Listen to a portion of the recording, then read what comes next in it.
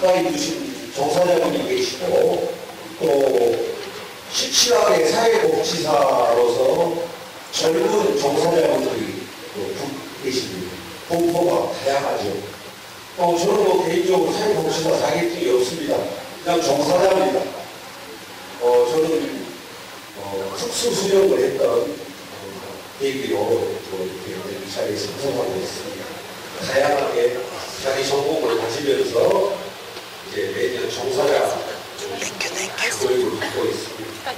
그래서 특별하게 이런 질문이라고 말씀드리기보다는 젊은 우리 종사자분들을 위해서 유학 생활을 조금 즐거웠던 추억이라든가 짧게 유학 생활을 조금 말씀해 주시고 선진 나라의 어떤 우리나라와 다른 점이 있다면 그런 좋은 말씀해 주셔서 아까 강연 중에 세상을 넓고 할 일도 많다고 했습니다. 해주시고 또 정년을 두는 우리 종사자님들을 위해서 좋은 충고가 있으시면 해주시면 감사하겠습니다. 이상입니다. 글쎄 유학생활은 그냥 저희가 그때 딸이 2살 때 데리고 제가 34살에 유학을 갔기 때문에 사실 그렇게 다채로운 경험을 하거나 그러지는 못했고 그냥 애 키우면서 공부만 열심히 이제 하고 왔습니다. 하고 왔고 다만 요즘 이제 한때는 우리나라 독일을 굉장히 부러워했죠. 라인강의 기적. 그래서 우리도 한강의 기적을 해보자 했는데 제가 독일 가서 친구들한테 그 얘기를 해줬더니 지금 전부 다 넘어가더라고요. 웃겨가지고. 우리 어렸을 때 수업 시간에 정신훈화 들을 때 항상 많이 듣던 이야기가 독일 사람들 담배 피울 때 성냥 아끼려고 5명 이상 모여야 성냥 켜서 담배불 같이 붙였다. 이 얘기를 굉장히 많이 듣고 근면하게 일을 하고 절약하고 그렇게 하라는 교육을 되게 많이 받았다. 그런 근검절약 정신이 라인강의 기적을 가능하게 했다는 데 맞냐 이렇게 물어봤더니 애들이 다 뒤로 넘어가는 거예요. 웃겨 죽겠다고 그런 황당한 얘기를 어디서 들었냐요. 어디서 그런 황당한 얘기를 들었냐고. 그건 아마 독일은 노동 강도가 세요. 독일은 노동 시간이 적은 짧은 반면 노동 강도가 굉장히 세다고 그래요. 제가 이제 아르바이트하는 유학생들 얘기를 들어보면. 그러니까 공장에서 일하다가 각자 담배 피우러 못 간다고요. 딱 정해진 시간에 쉬고 정해진 시간에 일을 하고 해야 되기 때문에 그게 아마 노동자들이 담배 피울 때 쉬는 시간에 담배 피는 사람끼리 다 모여서 피니까 누구 하나 성냥불 붙이면 나도 해서 불 붙였을 거다. 근데 누가 지나가다가 보고 야 저 사람들은 담배불 붙이는데도 5명 이상 모여서 피우네. 그런 거 아니겠냐고 친구들이 그러더라고요. 그러니까 담배불 붙이는데 성냥을 아끼기 위해서 모여서 피운다? 상상할 수도 없는 일이에요. 그러려면 담배를 끊지. 담배값이 얼마나 비싼데요, 독일이. 그래서 제가 참 그게 전부 다 그게 없는 이야기였구나. 그게 기억이 납니다. 황당한 독일 친구들이 엄청 황당해하던 기억이 나고요. 이제 독일을 부러워할 때 복지제도가 굉장히 잘 돼 있고 그리고 정치도 안정적이고 합리적이고 또 이제 국가가 적극적으로 이제 시민들을 보호를 하고 학비 같은 것도 일체 대학원 일체 학비라는 게 없으니까요. 이제 그런 거 얘기를 많이 하죠. 그리고 요즘은 독일로도 좀 만족이 안 되어서 스웨덴, 핀란드 이런 북유럽 얘기를 참 많이 합니다. 신문 칼럼도 보면 스웨덴에서는 교육이 이렇대더라, 핀란드에서는 뭐가 이렇대더라, 복지가 이렇대더라 이렇게 많이 하죠.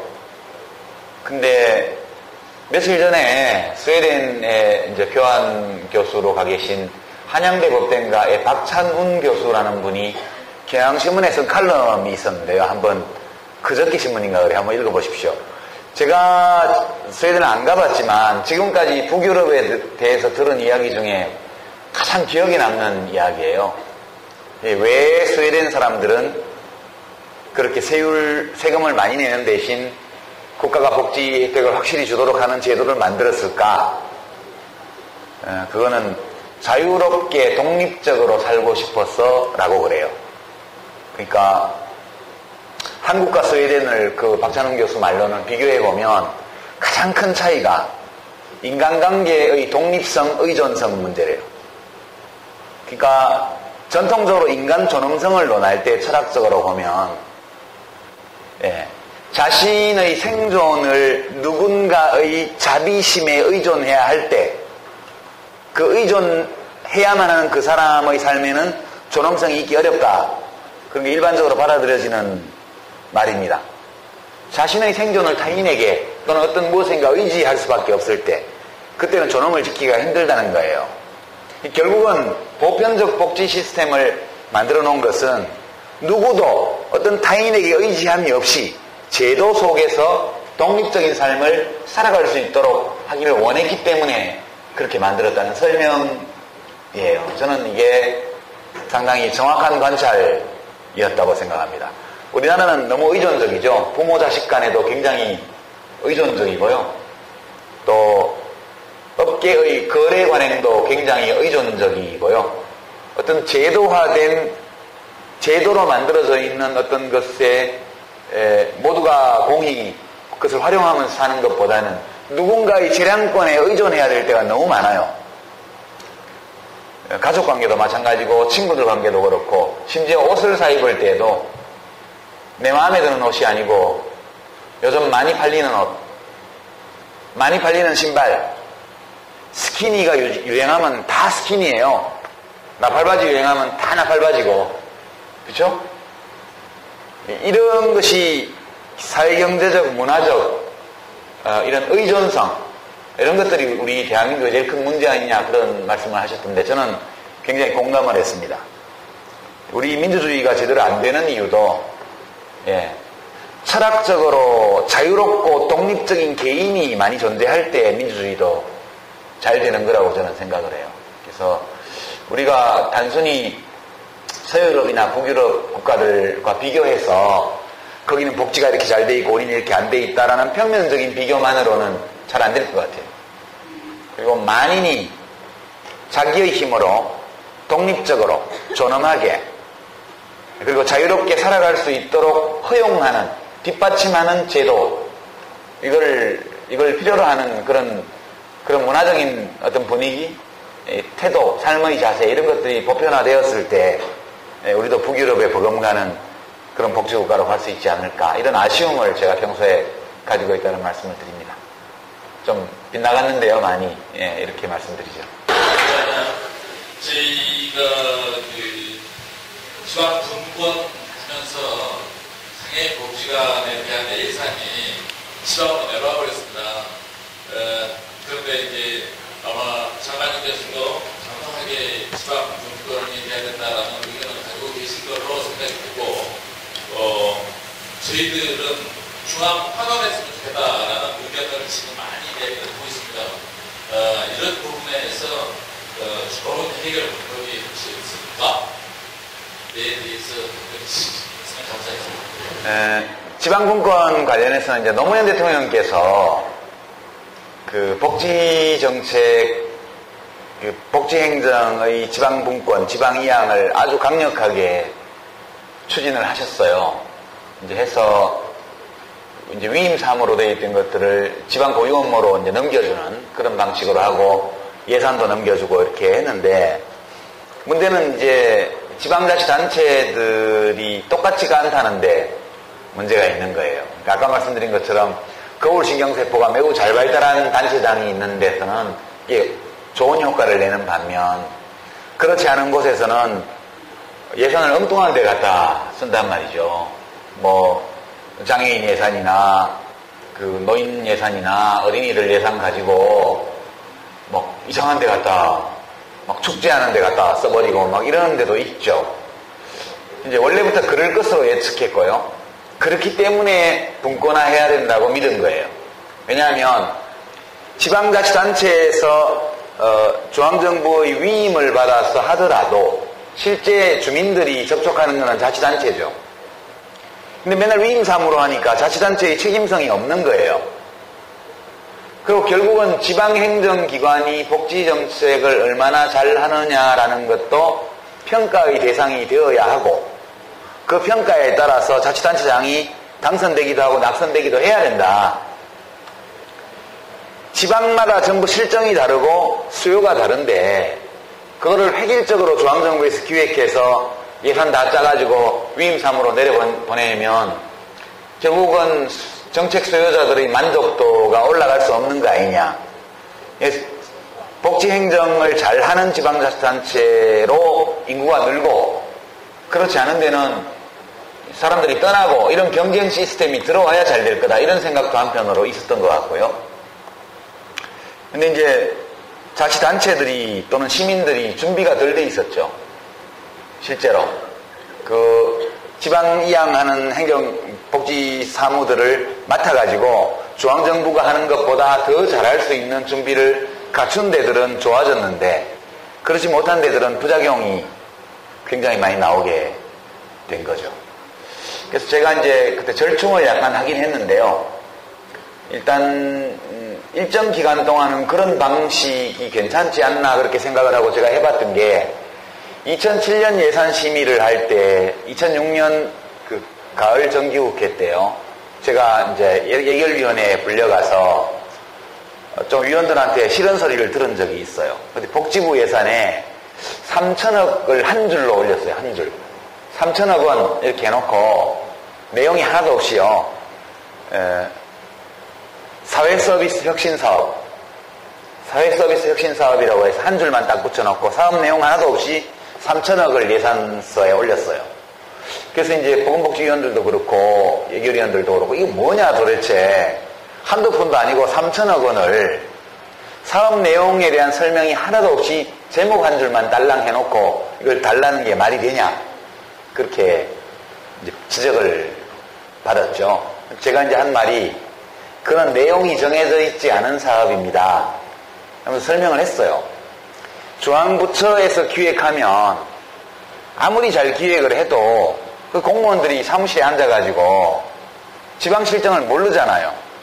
각 지방에서 지역사회에서 어떤 서비스에 대한 요구가 있는지를 다 파악하는 게 불가능하다, 이게 원천적으로. 그렇다고 해서 아무것도 없이 그냥 돈만 내려보내게 되면 잘하는 데는 잘하지만 잘못되면 거기는 큰 문제가 생기니, 이 세부적으로 사업 내용을 정해서 내려보내는 거 없이 돈만 갖다 놓고, 그러니까 복지부에 커다란 돈주머니를 이렇게 걸어놓고 우리가 보기에 괜찮은 사업을 기획안을 제출하면 돈을 집어갈 수 있게 해주는 제도였어요, 그게. 그래서 제가 그 사업을 위해서 국장을 하나 신설을 했고요. 일을 굉장히 잘하던 공무원을 이제 승진 발령을 내어서 그 국장을 시켰습니다. 요즘 그분이 청와대에 그 파견 가 있던데, 일을 잘해서 아마 그런가 봐요. 그래서 이제 그거를 예산 통과가 되고 나서 지역에 공문을 쫙 보냈죠.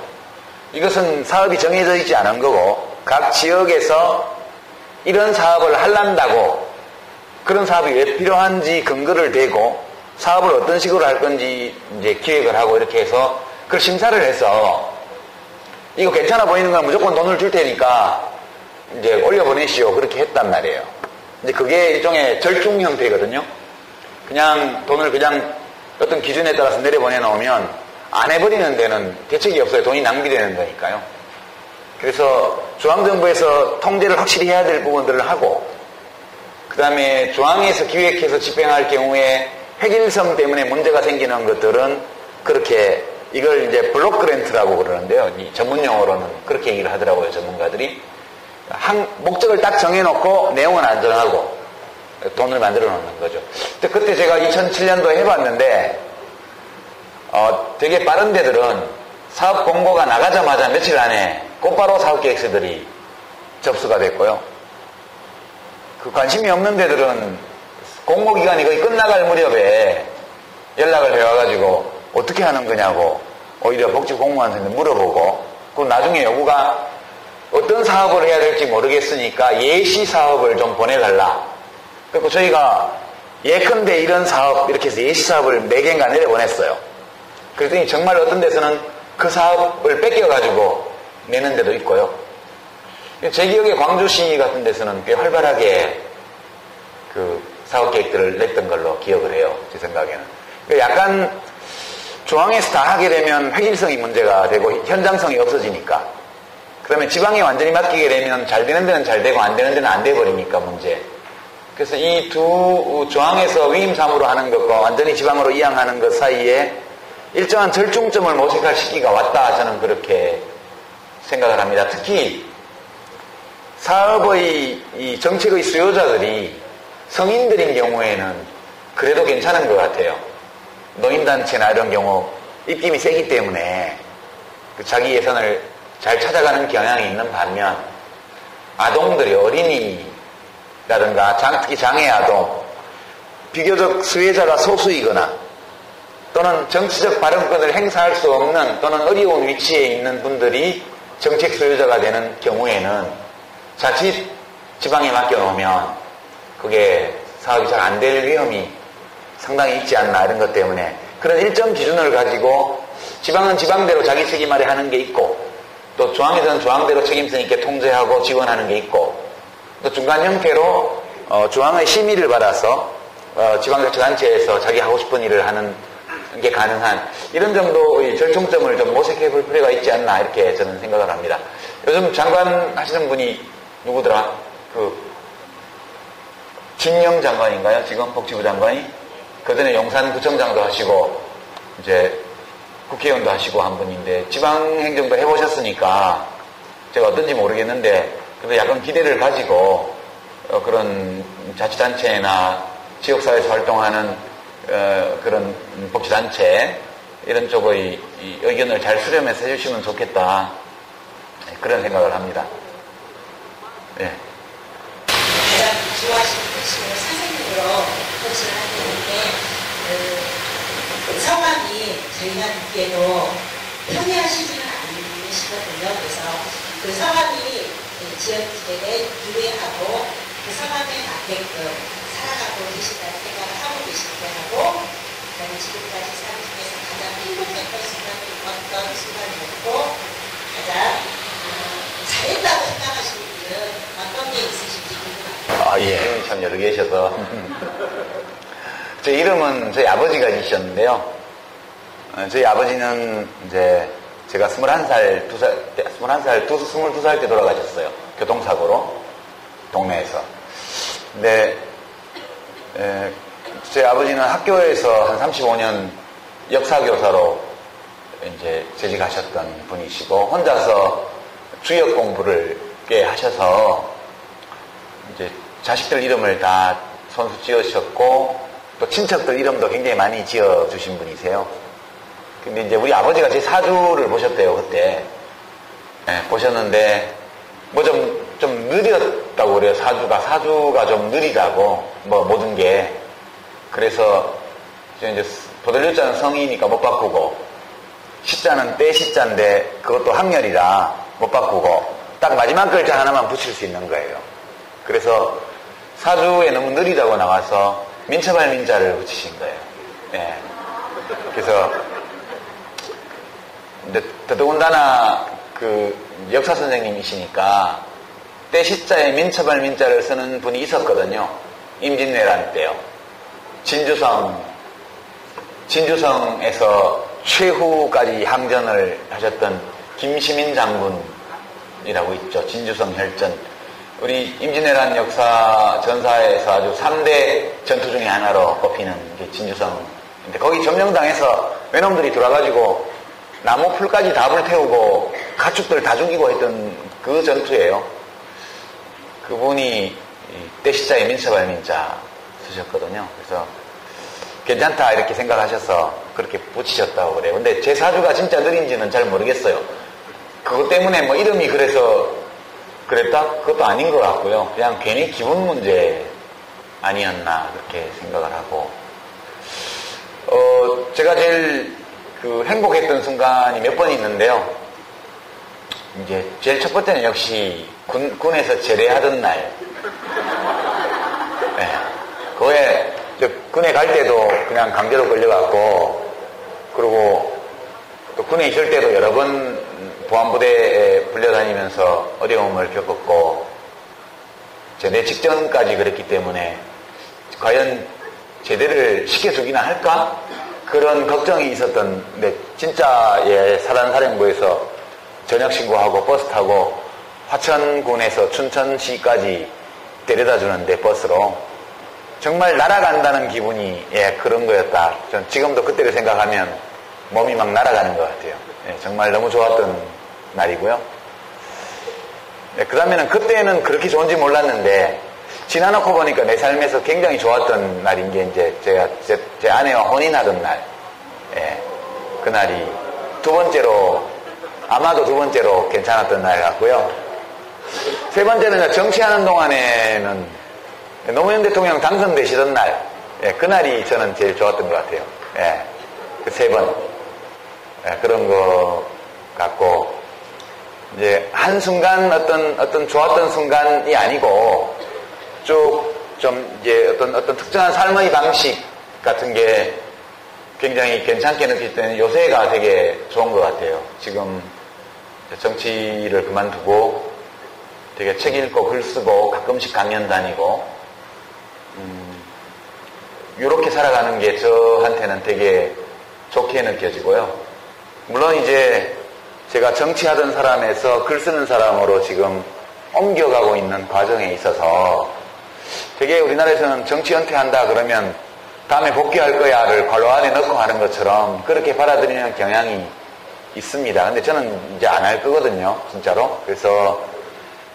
근데 이제 아직도 정치인 유시민으로서의 이미지가 굉장히 강하기 때문에 글 쓰는 사람, 지식인으로서 이렇게 완전히 옮겨질 때까지는 조금 대외 활동을 조금 자제해야 되겠다. 그런 판단 때문에 요새 트위터도 안 하고 있고, 홈페이지에 글도 안 올리고, 이제 언론인들하고 인터뷰도 일체 안 하고, 최근에는 안철수 의원이 정책연구소 열면서 진보자유주의를 내세웠기 때문에 그게 제가 몇 년간 이제 주장하던 내용이었어요. 정치를 할 때. 그래서 기자분들이 뭐라고 말해달라고 요청이 많이 오는데 나 말하기 싫다고 일체 이제 말을 안 하고 있습니다. 그러다 보니까 되게 뿔따구가 서는데 어떤 일들을 보면 요새 NLL, 바른록 이런 거요. 정말 더러운 놈들이에요. 나는 그렇게 생각해요. 정말 서상기라는 자가 국회의원 배지를 차고 나와서 얘기하는 걸 뉴스에서 보면서 너무 화가 나가지고요. 제 자제가 안 되더라고요. 정치적으로 입장이 다르고 서로 공격하는 건 좋아요. 그건 있을 수밖에 없는 건데 그거를 할 때에도 격이 있어야죠. 건달들이 주먹 싸움을 할 때도 뒤에 와서 칼로 끄면 안 되잖아요. 서로 맞상대니까 싸우는 건 좋아요.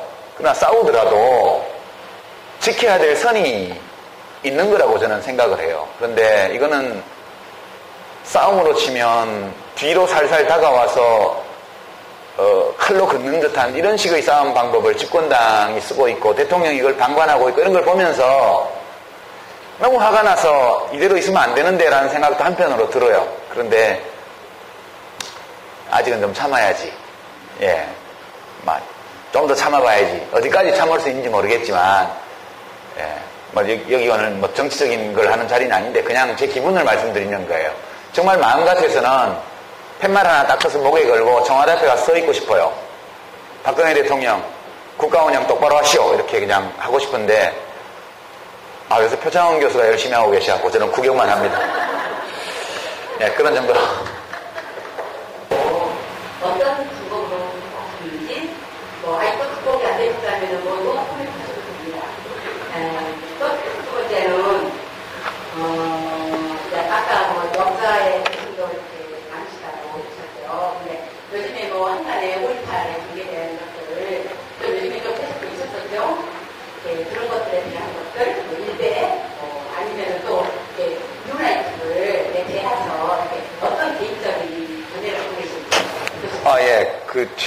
노무현 대통령은 제가 노 대통령께도 그런 말씀 드린 적이 있어요. 생전에. 노무현 대통령 스스로가 그렇게 말씀을 하셨어요. 평지에 돌출한 산 같은 존재라고 자기는. 그게 되게 서럽다고요. 이게 큰 산맥이 있어서 거기에 봉우리가 솟아 있으면 외롭지 않잖아요. 주변에 다른 봉우리들이 많기 때문에. 바람이 불고 큰 비가 내리고 이렇게 해도 갑자기 깎여 나가거나 그런 게 없다고요. 큰 산맥에 있는 산은. 이제 그 얘기는 김대중 대통령 같은 분은 이제 우리 현대사를 보면 큰 산맥 같은 분이세요. 이렇게 그냥 평지에 이렇게 솟은 분이 아니고 야쪽 어디선가부터 시작이 돼가지고 계속 높아지고 이렇게 굴곡이 있으면서도 멀리서도 금방 알아볼 수 있는 그런 특징을 가진 이제 한국 현대사 양대 산맥 중에 한 분이세요. 한쪽은 박정희가 하나고요. 저는 그렇게 봐요. 우리 현대사는 양대 산맥이 있다. 하나는 박정희 산맥이고 하나는 김대중 산맥인데 박정희 산맥은 저렇게 흘러 오늘날 그 딸까지 대통령 만드는 쪽으로 갔고 김대중 산맥은 흘러 요새 보면 맥이 끊겼는지 어쩐지 헷갈릴 정도로 요새 기운이 없어요. 근데 이제 제가 그때 노무현 대통령께 말씀드린 거는 그렇지 않다고 저는 말씀을 드렸어요. 그러니까 이제 대통령 같은 분은 평지에 솟은 산은 아니고 이제 저 생가가 있는 봉화마을에 있는 봉화산 같은 게 그게 평지에 솟은 산이에요. 들판 한가운데.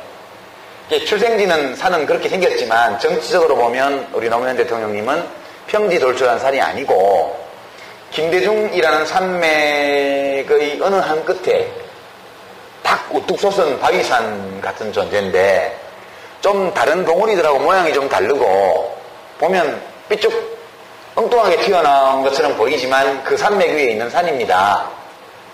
약간 다른 봉우리들과 달리 기암괴석이 많고 그게 좀 그래요. 좀 개성이 강하고 이렇게 울뚝불뚝한 분이라. 그렇지만 노무현 대통령님은 홀로 있는 산이 아니고 그 산맥 위에 산입니다. 그 김대중 산맥이라는 산맥에 있는 많은 봉우리들 중에 제일 볼만한 봉우리가 노무현 봉우리입니다. 저는 그렇게 생전에 말씀드렸었어요. 근데 그분은 그러니까 그냥 자기 나름대로 자기 스타일로 한 삶을 살고 가셨어요. 그냥 저는 그렇게 생각을 해요. 그러니까 정치인으로 이렇게 데뷔할 때부터 시작해서 돌아가실 때까지가 우리 정치사에 일찍이 전례도 없고 앞으로도 없을 그럴 분이세요. 아주 특이한 분이라고 저는 생각을 해요. 그리고 이제 그렇게 떠나신 게 굉장히 아쉬운 일이지만 그래도 당신 뜻대로 자기 뜻대로 자기가 선택한 방법으로 자기가 불가피하다고 생각한 방식으로 마무리를 하신 분이다. 그렇게 생각해요. 그리고 죽음을 택하셨다기보다는 이제 인간적 존엄을 선택하기 위해서 그렇게 떠나신 거다. 저는 그렇게 이해하고요. 논리적으로는 이렇게 이해가 돼요. 이해가 되는데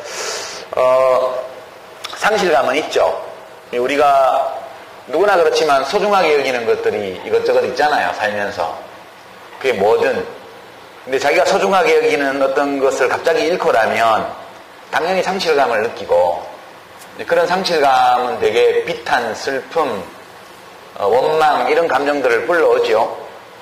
그리고 이제 그런 감정들을 잘 소화하는 데 시간이 필요하고 그래서 거기 필요한 시간을 우리가 애도기간이라고 이야기를 합니다.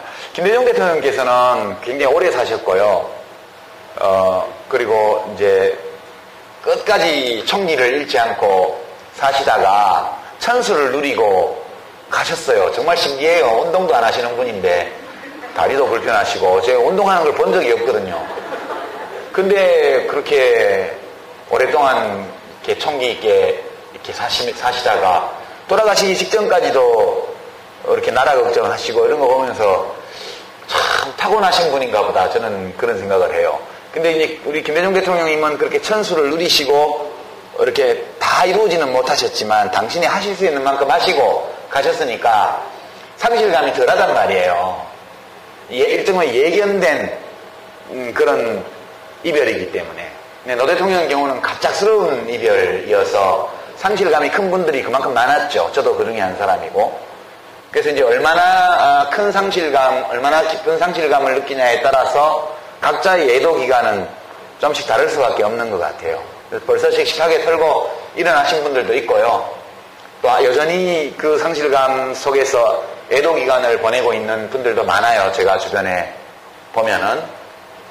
그래도 요새 최근에 연극하는 명계남 씨 같은 경우에 참 어려웠었는데 다시 연극 무대로 이렇게 복귀하는 걸 보면서 좀 다행이다 싶기도 하고요. 저는 개인적으로 아직 안 끝난 것 같아요. 저는 좀 오래 걸리는 것 같아요. 오래 걸리는 것 같고 어저께도 안희정 지사가 이제는 이제 노무현 대통령을 떠나보내야 된다 뭐 그렇게 얘기를 하셨는데 뭐 그것도 좋은 거라고 봐요. 그럴 수 있으면 그럴 수 있는 사람들은 빨리 놔드리고요. 근데 아직은 놓기가 어려운 사람들도 있어요. 그건 누가 밖에서 알 수 없는 거예요. 그래서 그거를 이래야 된다 저래야 된다라고 말하기보다는 각자가 자기 필요한 만큼의 애도 기간을 충분히 가지고 그리고 이제 지나가야겠죠. 저 개인적으로는 지금 4주기를 지냈는데 아직은 애도 기간이 좀 덜 끝나지 않았나 그런 느낌으로 좀 살아가고 있습니다. 뒷부분 질문은 이제 좀 시사적인 건데요. 5.18 관련해서 이제 소위 일베 사이트나 뉴라이트들이 뭐 광주 사태다 누구는 그렇게 얘기를 하더라고요. 근데 광주 사태라고 말하면 그 사람 자유죠 뭐. 그렇지 않겠어요? 우리가 국가에서 5.16이 혁명이다 이렇게 얘기할 때 저는 5.16은 쿠데타다 계속 그랬거든요.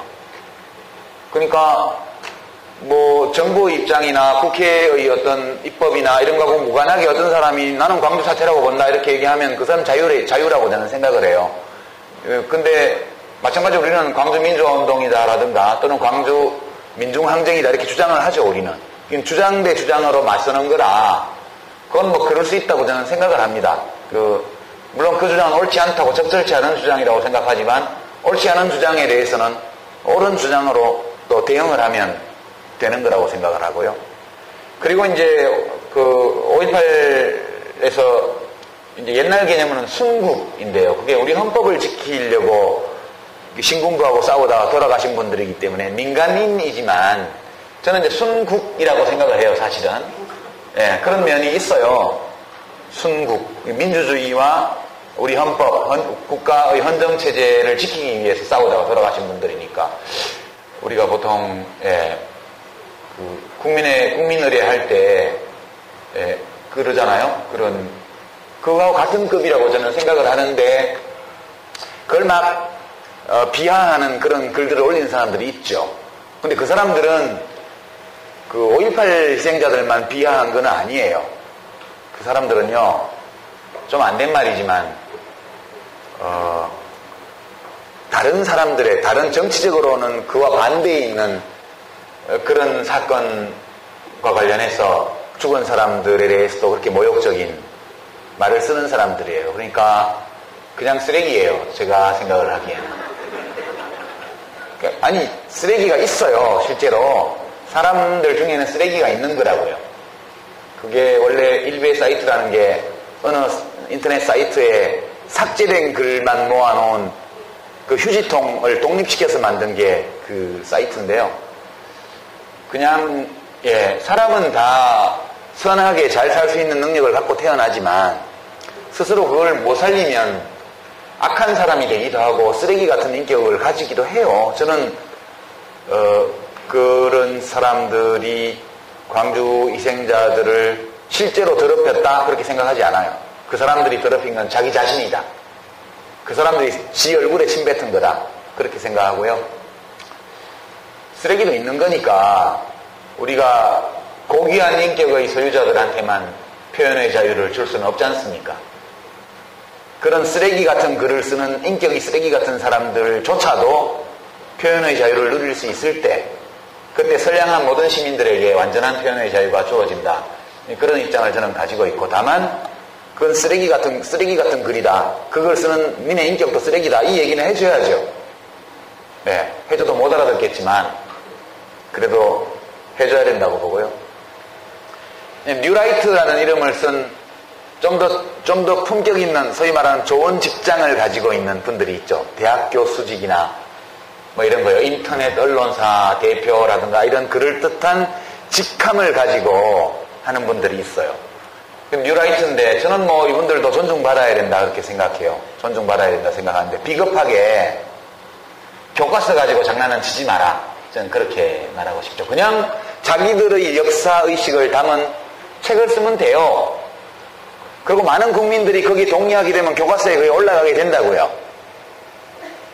제가 이제 지금 쓰고 있는 책이 한국 현대사에 관한 책을 제가 쓰고 있습니다. 지금 쓰고 있는데, 묘한 거는 그 뉴라이트들의 입장을 담은 현대사 책을 내는 출판사가 있어요. 예, 검색해 보시면 아시겠지만, 기파랑 출판사라고 있고요. 기파랑은 신라 화랑입니다. 화랑 이름이에요. 찬기파랑가라고 해서, 그 신라 향가 중에 여러분 교과서에서 배웠죠? 찬기파랑가. 찬기파랑가의 기파랑이 그게 화랑도인데, 유명한 화랑도인데, 그 이름을 붙인 출판사가 있고요. 미래의 찬이라는 출판사가 있어요. 그 출판사들이 뉴라이트 역사서를 많이 냅니다. 근데 안 팔려요. 문제는 인터넷에 검색해봐서 판매 지수를 보면 0에 가까워요. 0. 그에 반해서 그 사람들이 좌익빨갱이 책이라고 말하는 한홍구 교수의 대한민국사나 강준만 교수의 한국현대사 산책, 또 예전에 박세길 씨의 다시 읽는 한국현대사, 그 전에 해방전후사의 인식, 이런 책들은 어마어마하게 팔렸다고요. 아니, 이것은 시장에서 벌어진 일이지 권력이 한 일이 아니에요. 그냥 이른바 진보주의를 표방하는 지식인들이 쓴 책이 훨씬 더 설득력이 있고 재미가 있었기 때문에 많이 팔렸고 많이 읽혔고, 그래서 많은 국민들이 그런 역사의식에 동의하게 된 결과 교과서에도 그런 것들이 일부 반영되어 있는 거죠. 근데 이 사람들은 지금 억지를 부리고 있는 거예요. 그럼 자기들도 많이 읽히는 책을 써야 되잖아요. 근데 안 팔린다고요. 그래서 제가 이제 그 책들을 요즘 다 검토를 해보고 있는데 되게 재밌는 책이 많아요. 예, 근데 박정희 대통령은 어떻게 삼천리 민둥산을 어떻게 삼천리 금수강산으로 바꿔 나왔나, 이걸 다룬 책이 있습니다. 우리 다 박정희 시대에 물주로 다녔잖아요. 정말 우리나라 이 삼림이 그냥 생긴 게 아니고 여러 정책과 노력의 결과 이렇게 나무가 많아진 거예요. 거기는 박정희 대통령의 역할도 일정 부분 있어요. 그 책을 읽어보면 되게 재밌어요. 저는 이거 정말 진짜 재밌다. 저기 영일만 지역의 어느 민둥산 벌거숭이 절개지를 녹화한 이른바 전설적인 영일만 전투에 대한 기록이나, 그걸 또 영일만 전투라고 그러더라고요. 너무 재밌는 책인데 안 팔려요. 그래서 왜 안 팔리냐 이렇게 봤더니요, 안 팔리게 돼 있어요. 그게 그냥 그 영일만의 절개지 녹화 사업은 삼림 전문가 누가 아이디어를 내어서 건의해서 대통령이 받아들여서 산림청하고 어디가 협조하고 공수부대에 특전단까지 투입됐습니다. 이 줄 걸고 내려와서 뭘 심었기 때문에. 산악 전문가요. 우리나라 유명한 산악 전문가, 공수부대 부대원들 다 동원돼서 그걸 했습니다. 얼마나 흥미로운 얘기인지 몰라요. 그걸 그대로 재밌게 쓰면 엄청 팔릴 텐데, 그게 아니고 모든 게 다 각하의 지시예요. 각하의 지시. 그 각하의 지시도 그냥 나온 게 아니고 주변 모든 사람이 안 된다고 반대한대요. 경부고속도로도 모두가 반대하는데 각하가 용단을 내서 하셨고, 영일만 녹화 사업도 다들 불가능하다고 반대하는데 각하께서 용단을 내려서 하셨고, 다 이런 식이에요. 그러니까 각하께서 무슨 나무를 심으라고 내려준 메모지. 각하가 나무를 어떻게 알아요? 누군가가 삼림 전문가가 아이디어를 냈고 그걸 비서실에서 각하한테 전달했겠죠. 그럼 역사에는 뭘 남겨야 되냐? 누가 건의했냐를 남겨야 되잖아요. 근데 각하가 남긴 기록은 각하가 쓴 메모밖에 없어요. 그러니까 책에 각하 쓴 메모를 스캔해가지고 올려놓고 위대한 각하를 찬양하는 게 몇 페이지마다 한 번씩 나온다고요. 누가 그 책을 읽겠어요? 그걸 읽다 보면 저 북쪽의 각하의 장군님 전기처럼 가랑이포로 나룻배를 만드시고 솔방울로 수류탄을 만드시고 이런 얘기 비슷한 거예요. 이렇게 처음 티나는 역사책을 써놓고 그거 아무도 안 읽으니까 열받으니까 국가 권력을 동원해서 교과서를 강제로 뜯어고치려고 하는 게 뉴라이트입니다. 저는 이 뉴라이트의 어떤 역사인식이 옳고 그르고를 떠나서 이들이 살아가는 방식은 그야말로 비겁해요. 저희는 그런 식으로 안 살거든요. 저희는 국민들의 역사인식에 어떤 영향을 주고 싶으면 국민들이 많이 읽을 책을 써요. 그러고 대화하고 토론하고 하다 보면 우리 마음대로 다 가는 것은 아니지만 어느 정도 되는 거라고요. 우리 황석영 선생님이 죽음을 넘어 시대의 요즘을 넘어 광주항쟁에 대해서 쓰셔가지고 그게 구란이 뭐니 말도 있었지만 엄청 팔렸잖아요. 많은 국민들이 그 책을 읽고 광주의 진실에 대해서 눈뜨게 됐잖아요. 이런 노력을 통해서 국민들의 역사의식이 형성되는 건데 이 뉴라이트들은 권력을 이용해서 그걸 하려는 거예요. 이것은 하나의 이념을 표방하는 집단으로서는 너무너무 염치 없고 부끄러운 행위를 하고 있는 것이고 제가 그분들에게 요구하는 건 딱 한 가지예요. 어이 좋아 이런 식으로 하지 말고 우리 정정당당하게 하자 이렇게 말하고 싶은데 이분들은 그럴 생각이 전혀 없는 것 같아요. 계속해서 권력을 이용해서 역사서술에 영향을 미치려는 이런 것이고 이런 행태는 일본 우익들이 하는 행태나 똑같습니다. 일본 극우파는 나쁘고 우리 대한민국 극우파는 좋을 리가 있어요? 저는 다 똑같은 거라고 생각을 합니다. 너무 서운해 하시지 말고요. 그래도 알 사람 다 압니다. 일베에서 5.18 열사들을 모욕하는 그런 글이 났다는 기사에 달린 댓글을 보십시오. 2만 개 달렸으면요. 한 100개만 그쪽 편이고 19,900개는 전부 다 그래도 똑바로 알고 있는 사람들의 댓글이거든요. 저는 겉보기에 이렇게 혼탁해 보이고 뭐가 역사가 잘못 가는 것 같지만 그래도 올바른 방향으로 대한민국 갈 거다 그렇게 생각하고 그렇습니다. 위로가 되시기를 바라요.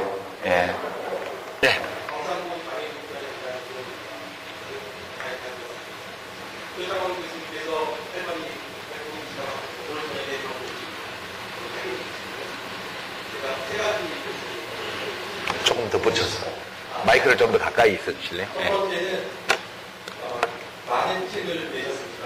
선생님 글은 쉽게 잘 읽히는 글이다 영성이 있습니다. 근데 쉽게 잘 읽히는 글을 쓰기가 쉽지는 않지 않습니까? 그래서 혹시 글쓰기의 과정이라든가 필고의 과정에 대해서 지금 말씀해 주실 수 있을까요? 그리고 두 번째는 정치인에서 지식 소매상으로 나오셨습니다. 마흔 개의 글을 들으셨고, 그래서 지금 최근 관심을 갖고 있는 주제나 공부하시는 분의 주제, 아까 현재 민주주의 사회를 말씀하셨는데, 최근 집필하고 계신 책이 있다면, 책에 대해서 소개해 주시고요. 마지막은,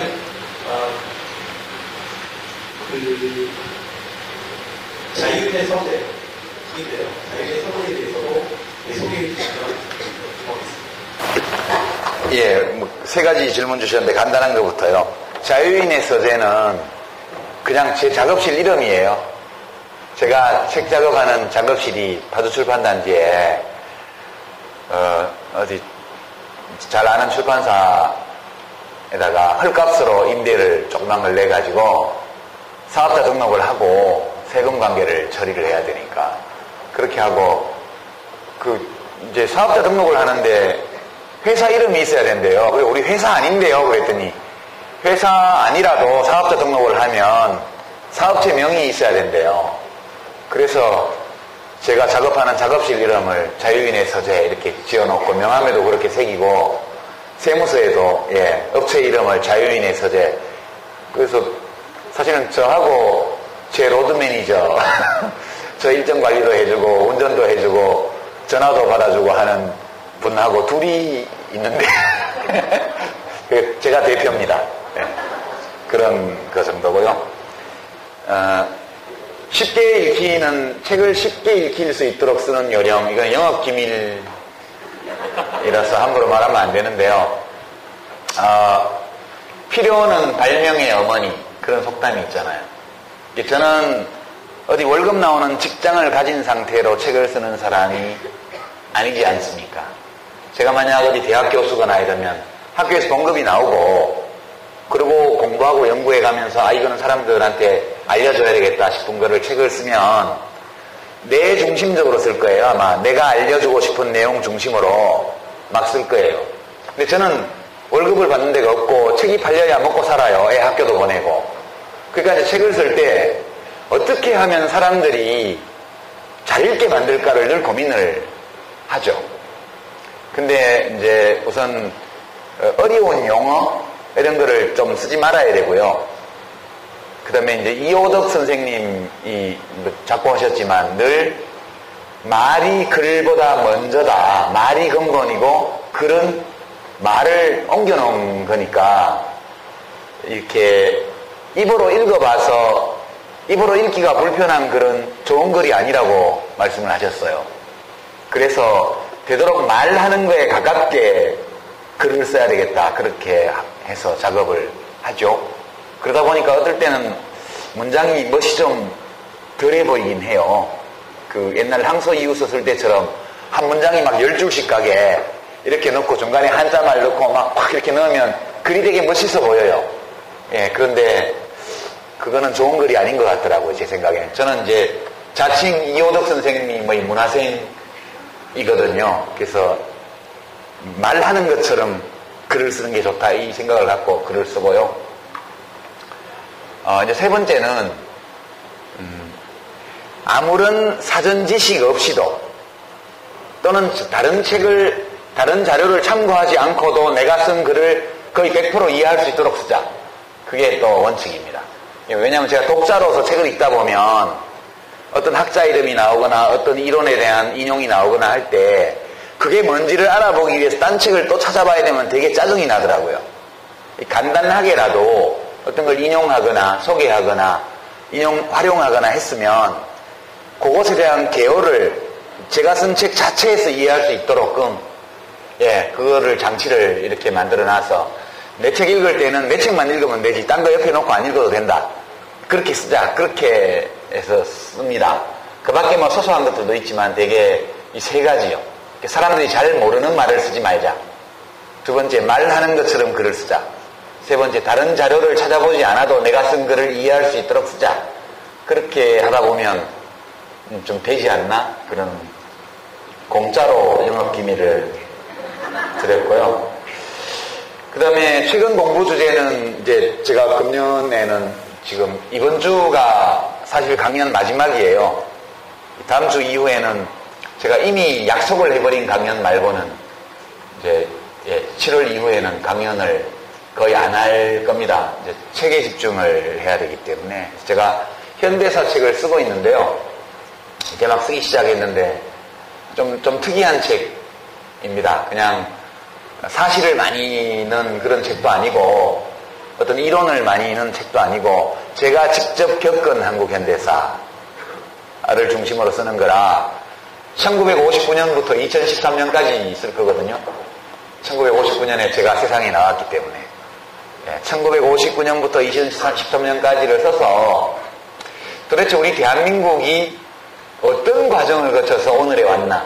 1959년 제가 태어났을 때의 대한민국과 지금 제가 55살 된 지금의 대한민국은 너무너무 많이 달라요. 거의 공통점이 거의 외견상 없을 정도로 너무나 다른 나라가 되었는데요. 모든 면에서. 이 변화가 어떻게 일어났나 이런 것들에 대해서 한번 쓰려고 그럽니다. 되게 재밌는 얘기가 많아요. 제가 퀴즈 하나 내볼까요? 우리나라에서 국가보건정책이 본격 시작된 게 1970년대인데요. 1971년도인가 처음으로 국민기생충 감염 실태조사라는 게 그를 국가에서 했습니다. 금년에 그것도 했거든요. 얼마 전에 보고서가 나왔습니다. 제6차 장내 기생충 감염 실태 조사 보고서가 언론에 보도가 됐는데요. 1971년도에 처음 했을 때 그때 한국 국민들 중에 몇 퍼센트가 장내에 회충, 요충, 편충, 십이지장충, 디스토마 이런 종류의 장내 기생충을 가지고 있었을까? 몇 프로쯤 됐을 것 같아요? 몇 프로? 안 들려요? 70%. 더 높다고 생각하시는 분? 100%. 심하다. 정확하게는 약 85%의 내외의 국민들이 장내 기생충을 가지고 있었던 걸로. 저도 이거 모르고 있다가 옛날에 초등학교 다닐 때 체변 검사라는 거 했잖아요. 요새 안 하죠? 지금은 학교에서 안 할 거예요. 기억나시죠, 다들? 조그만 그 지퍼백 스타일의 조그만 비닐봉지하고 종이 약간 기름기 묻어서 이렇게 쌀 수 있는 종이하고 하면 이렇게 해가지고 거기다 요만큼 담아가지고 이렇게 해가지고 비닐봉지에 팩에 넣어서 성냥갑 같은데 이렇게 넣어가지고 이름표 붙여서 제출했잖아요. 그러면 그걸 국가에서 다 수거해가지고 기생충 검사를 한 다음에 그 다음에 누구 나와 이래서 누구는 회충약 먹이고 누구는 요충약 먹이고 다 했단 말이에요, 학교에서. 그래서 생각하면 좀 끔찍한 기억인데 그걸 할 때는 귀찮아가지고 똥도 아침에 안 나오고 이러면 현껏 찍어 발라서 갖다가 내고 그랬잖아요. 그래갖고 나는 회충도 없는데 괜히 회충약 먹고. 이제 그게 우리나라의 국가보건 사업의 효시예요, 사실은. 그게 이제 유엔에서도 인정한 성공 사례거든요. 우리나라 뉴라이트들이 이런 승리의 역사를 좀 역사책으로 써줬으면 좋겠어요. 어떻게 해서 대한민국은 장래 기생충 감염률 85%의 나라에서 그 1%, 2%의 나라로 불과 15년 사이에 바뀌었는가. 놀랍죠? 굉장히 놀라워요.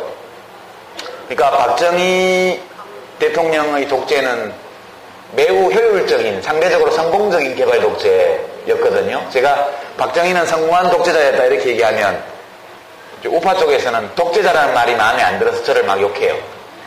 진보 쪽에서는 또 성공했다고 얘기를 했다고 해서 기분이 나빠하는데요. 독재도 성공한 독재가 있고 실패한 독재가 있어요. 쿠데타도 성공한 게 있고 실패한 게 있는 것처럼. 저는 박정희 대통령의 개발 독재는 상당히 성공적인 개발 독재였다고 생각해요. 단순히 무슨 경제 성장률이 높았다 이것뿐만 아니라 사회주의 전체를 장악하고 엄청나게 동원을 해냈던 체제예요. 요새 이런 데 관심이 있어가지고 온갖 이상한 자료를 제가 다 찾아보고 있습니다. 그 장내 기생충 감염 실태조사 이게 되게 재밌잖아요. 예. 어릴 때 초등학교 때 교육 많이 받았잖아요. 돼지고기 생으로 먹으면 민천충, 맞아, 갈고리 천충. 소고기 생으로 먹으면 민천충. 그거 외우기 위해서 손은 미끈하니까 민천충. 돼지꼬리는 동그라니까 이게 갈고리 천충. 이렇게 외웠었어요. 네. 기억 안 나세요? 저하고 연배가 비슷한 분들 기억나실 텐데. 그러니까 우리 대한민국이 1959년 4라호 태풍이 왔을 때 국민들 대다수가 태풍이 오는지도 모르고 소음만 듣고 태풍의 진로가 어딘지도 모르고 라디오도 없던 시절이에요. 그런 시대에서 지금은 4라호보다 더 강력한 태풍이 와도 실시간으로 위성사진들을 보면서 우리가 대피를 하잖아요. 이런 사회로 변하기까지 정말 많은 사람의 노력과 봉사와 헌신과 희생과 이런 것들이 있었거든요. 저는 우리 대한민국의 역사가 상당히 자랑스럽게 여기도 좋은 그런 역사라고 생각합니다. 많은 문제가 있지만. 그래서 그런 관점에서 역사라는 게 우리가 사는 게 역사가 되는 거니까 우리 한국사가 치욕의 역사다 이렇게 얘기하면 그거는 우리 자신의 삶이 치욕적인 삶이다라고 얘기하는 거하고 똑같다고 봐요.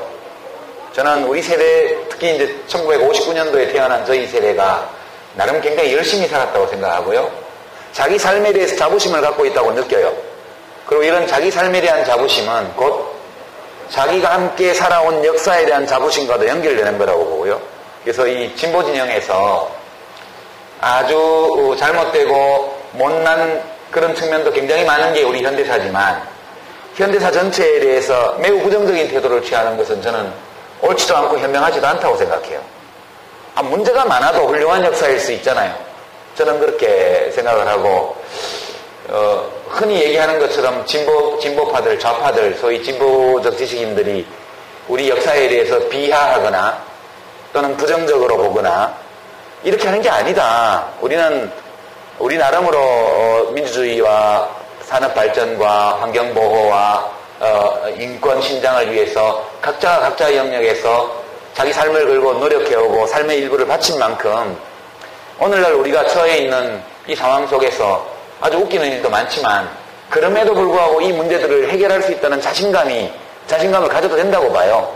그래서 이런 대충 생각을 가지고 지금 현대사를 쓰고 있는데 모쪼록 이게 내년 할 수만 있으면 빨리 써서 박근혜 대통령 취임 1주년에 헌정하는 그런 책으로 냈으면 좋겠다. 그렇게 생각하고 작업 중입니다. 네. 이제 두 분만 더 질문을 받고요. 마무리하겠습니다. 네, 서구 장애인 보호가 이해된다. 사실 저는 이 정책에 대해서는 별로 관심이 없었어요. 아마 노무현 대통령의 탄핵 소수가 될 때, 그때 처음 정책에 관심을 가졌었고, 그래서 이슈리 선생님을 알게 됐거나 더욱 깊이 알게 됐습니다. 개인적으로 참 신념이 있고 뭔가 의지가 뚜렷한 분이라고 생각하셨는데 이번에 우리 정치계에서 상황은 아픕니다. 제목 영상을 드리려고 했었는데 자꾸 저희 어떻게 살 것인가 자꾸 떠올리더라고요. 몇 번을 받아요. 근데 저 같은 경우 사실 그 이전에 살면서 자기 각시함이나 삶의 원칙을 정해놓고 살고 있습니다. 그 실생은 그 삶의 원칙이 어떻게 되시는지 있다면 말씀해 주시고요. 또 한 가지는 저희는 그 개인적으로 그 노인 쪽에 여쭤보기 논의적이 있었습니다. 장기형 부모 제도와 생존으로 그 제3자를 많이 그 속을 열리는 것 좋았었는데 종사자들한테는 굉장히 안 좋았었거든요. 저희 장애인 쪽 종사자들을 위해서 어떻게 관련됐으면 좋은가 그래서 좀 알고 싶습니다. 예. 제가 개인적으로 가지고 있는 삶의 원칙은 이번에 나온 책을 참조해 주시고요. 제가 이제 특별히 좀 말씀드리고 싶은 것은 상당히 오랜 기간 동안 이제 사람은 사실 욕구를 느끼잖아요. 어떤 욕구를 느끼는 게 욕구를 느껴야 되겠다라고 생각해서 느끼는 게 아니라 그냥 느껴지는 거잖아요. 근데 이제 이런 욕망이라는 것, 이것 자체에 대해서 굉장히 부정적인 생각을 많이 가지고 저도 살았더랬습니다. 이렇게 욕망을 느끼는 것, 욕망을 품는 것 자체가 내가 좀 문제가 있기 때문에 이런 욕망을 느끼는 거 아니야? 라는 거요. 근데 아무리 생각해봐도 내가 일부러 욕망을 느끼는 건 아닌 것 같아요. 욕망이 그냥 느껴지는 거죠. 욕망이 그냥 생기는 거죠. 그래서 욕망을 가지게 되는 것 자체를 막 타박하기 시작하면 자기 삶에 대해서 너무 부정적으로 되는 거가 아닌가 하는 생각이 들어요. 그러니까 욕망이라는 놈은 내 의지와는 상관없이 그냥 지가 생기는 거 아니냐 이렇게 생각을 하고, 그런데 내가 할 일은 이 욕망이라는 놈에 대해서 일정하게 어떤 합리적인 태도를 가지고 얘하고 잘 지내야 되겠다. 내가 욕망한테 잡아먹히지 않고 동시에 내가 욕망을 잡아 죽이지 않고 이 욕망과 더불어서 현명하게 사는 게 좋겠다. 그런 생각을 요즘 들어서 많이 하게 되었습니다. 그래서 사실 욕망을 느끼는 것은 그냥 본성의 발현이라고 저는 생각하고요. 내가 느끼는 욕망들에 대해서 건전하게 그걸 인정을 하고 그걸 존중을 하고 그리고 긍정적으로 대하면서, 그러나 다만 이 욕망이라는 놈이 나를 집어삼키지 않게 그렇게 해나가면서 내가 옳다고 생각하는 어떤 삶의 목표나 이런 것들을 추구해 나가는 게 더 좋지 않나? 이제 그런 생각이 좀 많이 든다는 말씀을 드립니다. 원칙이야. 이 책에도 이제 칸트를 제가 인용을 했는데요. 자기 자신의 욕망에 대해서 긍정적으로 대하되 그 욕망을 추구하거나 실현해 나가는 과정에서 뚜렷하게 합리적인 이성적인 행동의 원칙을 가지고 있어야 된다. 그때 이제 우리들에게 행동의 원칙이 될 수 있는 얘기를 해준 건 칸트가 제일 괜찮은 것 같다는 생각을 해요. 그러니까 정언명령이라는 거죠. 1. 두 가지예요. 1. 네 자신이 세운 준칙에 따라 행동하되 그 준칙이 보편적 법칙이 될 수 있도록 해라 하는 거예요. 그러니까 모두가 나처럼 한다면 세상이 어떻게 될까? 세상 좋아지지. 그렇게 하라는 거예요. 그게 이제 제일 아주 중요한 것 같고요. 두 번째는 항상 남이든 타인이든 자기 자신이든 사람을 목적으로 대하라. 사람을 수단으로 삼지 말고 목적으로 대하라. 이게 정언명령 넘버 2, 두 번째 정언명령인데요. 이 두 가지가 제일 우리가 어떤 내가 원하는 삶의 목표를 설정을 하고 그 목표에 도달하기 위해서 내가 어떤 방법을 선택할 때 지침이 되어줄 수 있는 게 아닌가 생각하고요. 칸트가 말하기를 배우지 않아도 경험해보지 않아도 인간은 이성의 힘에 의해서 이걸 그냥 알 수 있다고 얘기를 했어요. 그러니까 이런 도덕률을 인식할 수 있는 능력, 이걸 따를 수 있는 능력은 인간이 이 진화 과정에서 취득한 사회적 재능, 거의 본능에 가까운 사회적 재능이다, 그렇게 저는 생각을 합니다. 그렇기 때문에 이게 의외로 그렇게 어렵지 않을 수도 있겠다, 그런 생각을 하면서 좀 저도 남은 삶을 잘 살아볼까 그렇게 고민하고 있습니다. 장기요양보험은 확대를 해야죠. 처음에 도입할 때부터 이제 1급, 2급만 하도록 돼 있었고, 그거에 대해서 처음부터 좀 넓히자고 그랬는데, 공무원들이 두 가지 이유를 들어서 작게 시작해야 된다고 주장을 했습니다. 첫 번째는 공급자가 충분히 양성되어 있지 않다, 준비되어 있지 않다. 그래서 수요를 한꺼번에 너무 이렇게 많이 창출을 하면 공급이 제대로 따라가지 못해서 굉장히 많은 부작용이 초기에 올 위험이 있다. 그게 첫 번째였고요. 두 번째는 범위를 넓게 시작하면 보험료 부담이 한 10,000원쯤 돼야 되는데, 한 달에 평균. 그때 시작할 때 4,000원인가 시작했거든요. 건강보험 가입자들이 평균 매월 4,000원 정도 더 낼 수 있게. 근데 보험료 내는 사람은 수천만 명이고, 이게 혜택 보는 사람은 적은 숫자이기 때문에 처음부터 보험료 부담이 눈에 띄게 크면 제도에 대한 저항감이 생기게 돼서 어려움이 있으니까 처음에 작게 시작한 다음에 이 제도가 좋은 제도이고 필요한 제도라는 인식이 확장되는 데 맞춰서 적용 범위를 넓히고 혜택을 확대하고 보험료를 올리자. 그렇게 해서 처음에 작게 시작하게 됐습니다. 됐고, 공급 주체도 그냥 막 열었거든요. 그게 공급자가 없는 상황이었기 때문에 아무나 공급기관을 설립할 수 있는 걸로 처음에 시작을 했습니다. 방문간호를 제외하고는. 제 기억에. 그런데 아무래도 그러다 보니까 그때도 이제 장애인들에 대한 거를 같이 할 거냐 말 거냐 가지고 논쟁이 굉장히 있었습니다.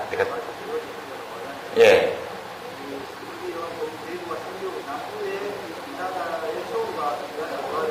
예. 그 문제가 있죠. 예.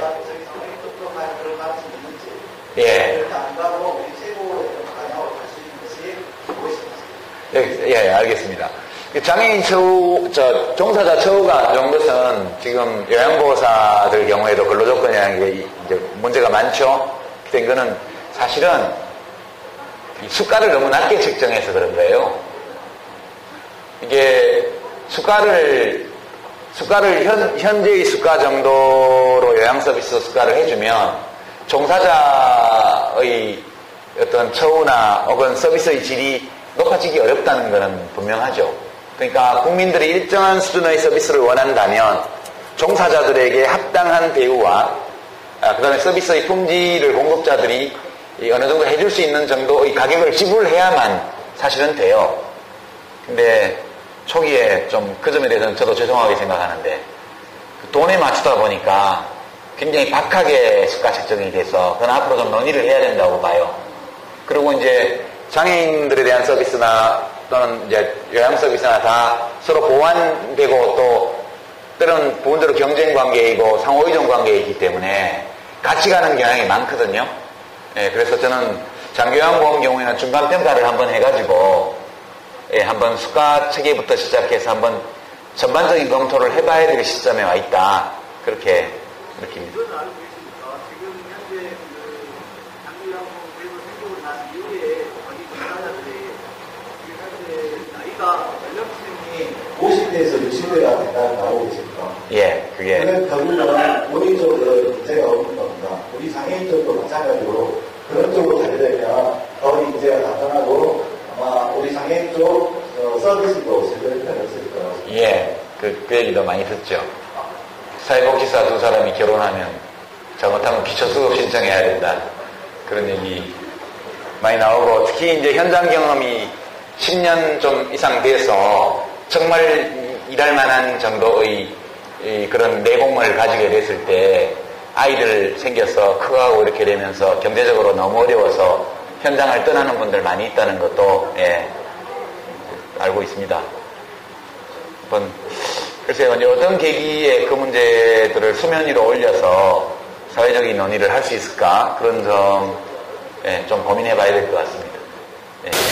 앉아서 하시죠. 네. 마이크 드릴게요. 마이크 갑니다. 예. 아까 그 말씀하신 중에서 김대중 대통령께서 운동을 많아서 사무소에서 그래서 제가 생각하기에는 운동을 참 많이 하시는데 그렇게 말씀하셨다. 그래서 지주왕으로서는 아마 특히 식사를 했었으나 그렇게 하고 말씀드리고요. 아까 말씀 중에 굉장히 이 현대사에서 이루어지고 긍정적으로 말씀하시고 긍정적으로 오늘 아침에 NLA 사건하고 작년 선거 때 국정원이 개입을 부분에서 자기가 또 NLA를 했다는 부분도 많이 나오거든요. 그래서 그런 부분에 있어서의 학생운동하고 연관돼서 얘기하거든요. 지금 서울대학교 총학생회에서 거기에 대한 시국이라든가 국정원의 선거 개입에 대한 어떤 그런 부분들을 굉장히 하는 것들을 성명서가 나왔다고 했는데 학생운동이라는 것이 어쩌면서 사회국가의 김준대라든지 또 5.18 때 전대학생회가 전대라든지 또 6.29를 이끄는 것도 학생운동이 시작되고 이런 것도 전체적으로 봤을 때 학생운동이 어떻게 보면 민주화운동의 어떤 이끌어왔다고 이렇게 볼 수가 있는데 지금 현재 국가에서 권력이 국정원을 쥐고 있고 언론을 쥐고 있는 상태에서 그야말로 성이 뭐고 악이 뭐고 좋은 가치하고 또 아까지는 옳고 그른 것이 뭔지 그렇다 모든 이들 시점에서 과연 서울대에서 어떤 국정원의 선거 개입에 대한 어떤 정보가 났었을 때 이 학생운동이 과연 전개될 수가 있을지 국정원의 국가의 어떤 권력을 확보시킬 수가 있을지 이런 한번 진단해 주시고요. 언제부턴가 학생운동이 정치의 시국에 우리들이 이끌 때 아마 제가 알기로 이후에 노태우 정권이 끝난 국민적인 이유에서는 없었던 것 같아요. 쉽게 나오는 부분이 들어갔습니다. 예, 저도 지금 막 자세히 그렇게 말씀드리긴 좀 어렵고 그냥 이제 핵심적이라고 제가 생각하는 측면만 말씀드리면요. 학생운동이 이제 대학생들이 막 진짜 때를 지어서, 그죠? 때를 지어서, 무리를 지어서 현실 문제에 개입해 들어오는 시기, 이렇게 되게 언제냐 하면 어른들이 제 할 일을 못할 때예요.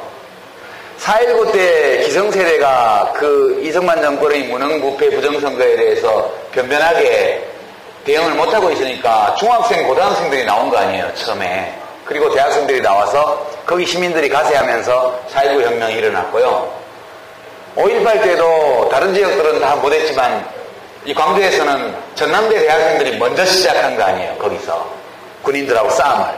그러면서 시민들이 참여하면서 광주민주화운동이 일어났죠. 6.25 때도 결국은 그 대학생들이 이제 그때는 중심적인 역할을 했죠. 전두환 정권 5년 내내. 그때는 전부 야당이 재구시를 못하고 언론이 재구시를 못하고 이럴 때 학생들이 그걸 한 거예요. 지금 그러면 지금 다시 또 학생들이 나서야 될 만큼 어른들이 잘 못하나? 이렇게 볼 때 정치가 기능이 마비된 건 맞는 것 같아요. 지금 국민이 선택해서 5년 동안 무사히 임기를 마쳤던 대통령에 대해서 사상적으로 의심하고 공격하는 식의 대응이 지금 이루어지면서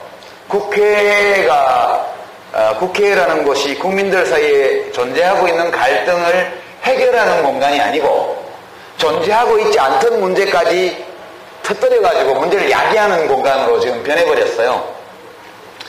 국정원 문제 같은 것은 이것은 이제 다른 문제하고 달리 국가기관, 그것도 국가 최고의 국가정보기관이 선거에 개입한 거기 때문에 이것은 매우 중도한 다른 선거법 위반 범죄와는 차원이 다른 거예요.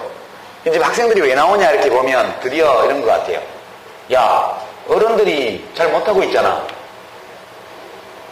야당이 언론이 잘하고 있으면 우리가 그냥 응원만 할 텐데 지금 사회가 제대로 안 돌아가 이런 인식이 학생들한테 많이 생긴 게 아닌가 그렇게 생각하고 이 대학생들이 시국선언이 줄을 잇고 이렇게 하는 것은 기성 정치권이나 시민사회 또는 지식인사회가 제 역할을 못한 결과로 나타난 거라고 저는 생각을 해요.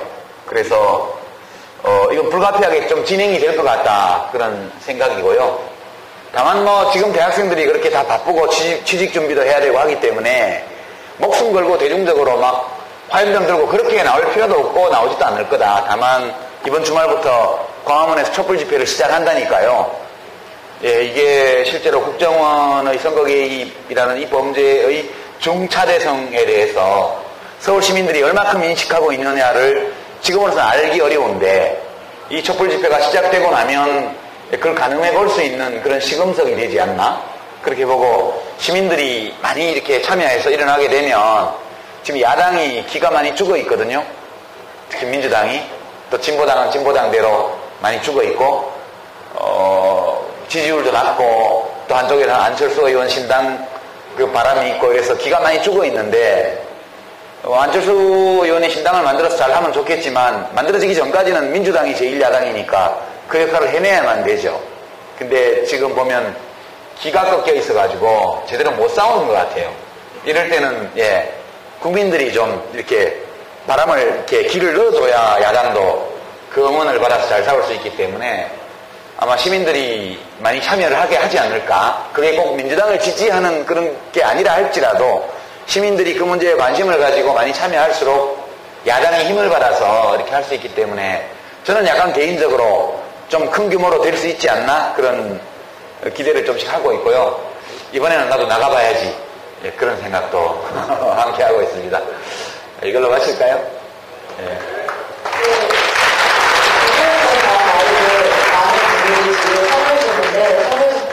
감사드리고 또 성실성의껏 답변해 주신 유시민 대표님께 다시 한번